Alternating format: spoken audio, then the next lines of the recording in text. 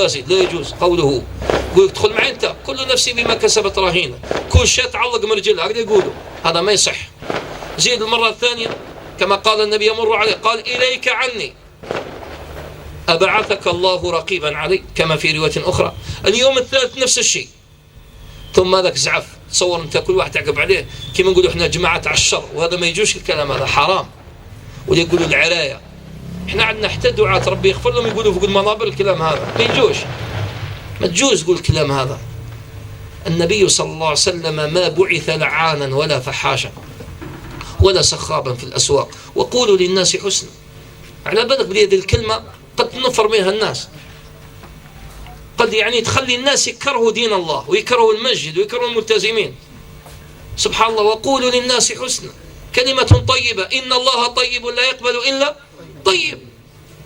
وإن الله أمر المؤمنين بما أمر به المرسلين، يا أيها الرسل كلوا من الطيبات واعملوا صالحا إني بما تعملون عليم، كما في الآية.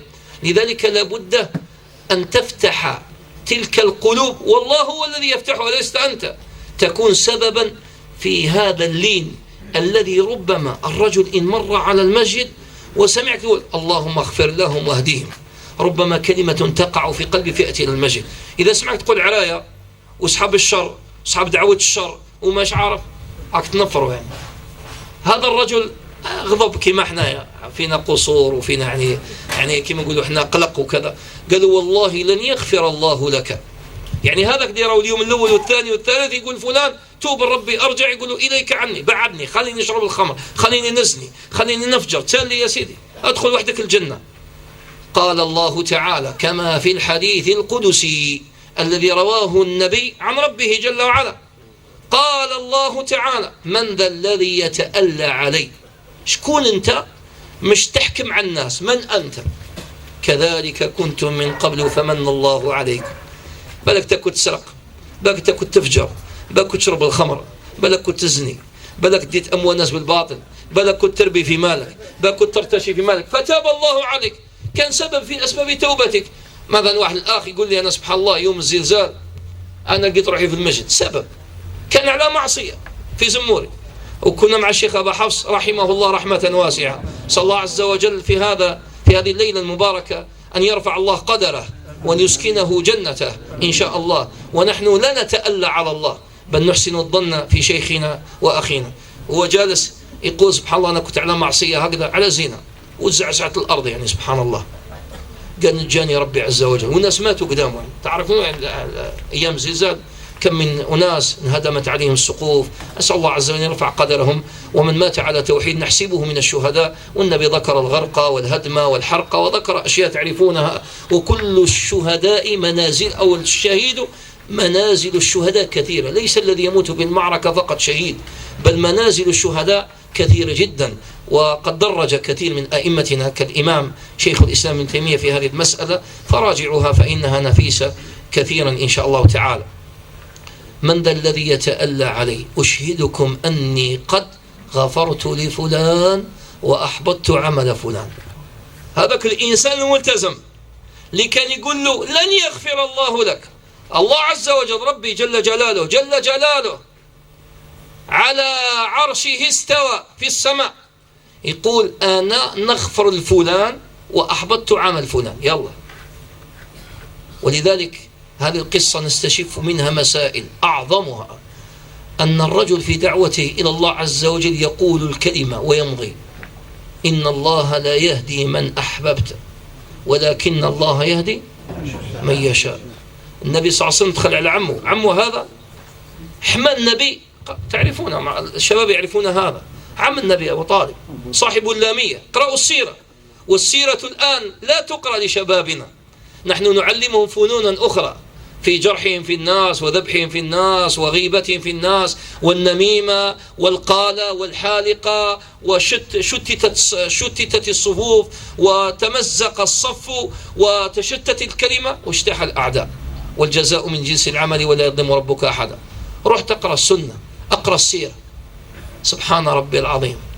عندما نقرأ هذه القصة في السيرة النبوية نطمئن أن القلوب بيد الله، وهداية التوفيق والسداد، لا أقول البلاغ والدعوة، لأن الهداية أقسامها كثر أو كثيرة. هداية السداد والتوفيق من الله، مش أنت تهدي الناس، مش هذا آمين كي يطلع المنبر يعني هو راح يهدي الناس، ولا ذاك الحي يسمع له خلاص يقولوا قاعد يصلوا مؤمنين قاعد يتصدقوا قاعد، لا، إن الله يهدي من يشاء. دخل النبي قبل نزول الشرائع يا خاوتنا كما في البخاري حديث ابن عباس: يا عم قل لا إله إلا الله. النبي كان يريد له النجاة من النار، وعمه حماه قريش ما قدرتش تدن النبي صلى الله عليه وسلم إلا بعد موته، ما سمي بعام الحزن لما ماتت خديجة. الركن الداخلي ما يسمى الجبهة الداخلية، زوسولي كانت يعني إيش تبتو: كلا لا يخزيك الله أبدا إنك لتحمل الكلا وتكسب المعدوم وتقر الضيف وتعين على نوائب الحق وتصل الرحم، لا يخزيك الله أبدا. هذه جبهة الداخلية، وتأثر النبي بموت خديجة كما في السنة. وكذلك العم الجبهة الخارجية: يا عم قل لا إله إلا الله. وجاء الصناديد طواغيت قريش أبو جهل وغيره: يا عم أترغب عن ملة عبد المطلب؟ ما زالوا معه حتى قال هو على ملة عبد المطلب، ولم يوحد المولى تبارك وتعالى. لو وحد الله، لو قال لا إله إلا الله وانخلع من الشرك لغفر الله له كل ما سلف من ذنبه، ولكن مات على الشرك والكفر. نزلت آية في القرآن إن لم أخطئ في سورة التوبة. ماذا قال الله تعالى؟ ماذا قال؟ اسمع للآية: ما كان للنبي والذين آمنوا أن يستغفروا للمشركين ولو كانوا أولي قربى من بعد ما تبين لهم أنهم أصحاب الجحيم وما كان استغفار إبراهيم لأبيه إلا عن موعدة وعادها إياه فلما تبين له أنه عدو لله تبرأ منه إن إبراهيم لأواه حليم. الآية حتى إبراهيم، شوف سبحان الله، شوف الدعوة خاوتنا وش كنت نتكلم. كاين واحد الطريقة يسموها العلماء أساليب الدعوة، كي يجي يتكلم مع الناس كيفاش تتكلم معاهم. هذا نقولوا أصحاب معصية، هذه الوقفة اللي راني فيها الأولى نكمل فيها. كيفاش تتكلم معاهم؟ كاين يجي يتكلم ينفر، وكاين يجي يتكلم يجبد، يقدر يأثر بإذن الله بتوفيق من الله. تصوروا يا خوتنا إبراهيم بابه مشرك ولا لا؟ آزر، ولو أنهم اختلفوا في اسمه مش كان يقول له؟ هذا في كتاب الله نقرأه في المصحف: يا أبتي لما تعبد ما لا يسمع ولا يبصر ولا يغني عنك شيئا. يا أبتي يا أبتي يا أبتي، وهو مشرك يعبد الأصنام والأوثان.